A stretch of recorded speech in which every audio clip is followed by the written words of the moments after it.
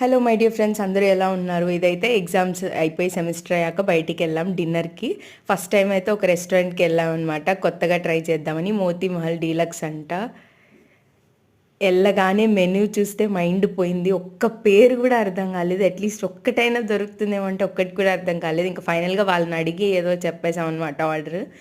ఇంకా welcome drink అంట ఇచ్చారు. దాని టేస్ట్ ఎలా ఉందో మీకు నా ఎక్స్ప్రెషన్ని బట్టే అర్థమైపోవాలి. అంత వరస్ట్గా ఉంది అసలు.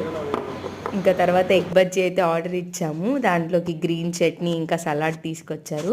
చాలా బాగుండే ఎగ్ బజ్జీ అయితే. మన సైడ్ లాగే సేమ్ శనగపిండితో చేశారనుకుంటా, కానీ వేడిగా ఉన్నాయి, అది ఒకటే ప్రాబ్లం. హ్యాపీగా తినేసామన్నమాట ఎగ్ బజ్జీ మాత్రం, ఎందుకంటే ఇక్కడ అసలు దొరకవు. అలాంటిది రెస్టారెంట్లో మంచిగా టేస్టీగా అనిపించేసరికి తిన్నాము. ఇంకా తర్వాత మా వాళ్ళేమో చికెన్కి సంబంధించి పెట్టుకున్నారు. చాలా నచ్చిందంట వాళ్ళకి. ఇంకా తర్వాత butter chicken, matka biryani, butter naans order ఇచ్చారు. నేనేమో ఎగ్ బిర్యానీ ఆర్డర్ ఇచ్చుకున్నాను అనమాట. స్వీట్గా ఉంటుంది ఇక్కడ అన్ని రెస్టారెంట్లో, కానీ ధైర్యం చేశాను. కానీ లక్కీగా స్వీట్ లేదనమాట.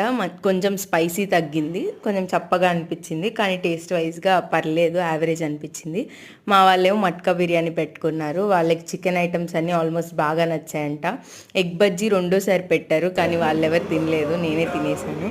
ఇంకా బిర్యానీలో కర్డ్తో ఎండ్ చేయకపోతే నాకు అసలు తిన్నట్టే ఉండదు. సూపర్ అనిపించింది. నాకు అన్నిటికన్నా బిర్యానీ కర్డే నచ్చింది. ఇంకా అలా డిన్నర్ హ్యాపీగా అయితే చేసాము.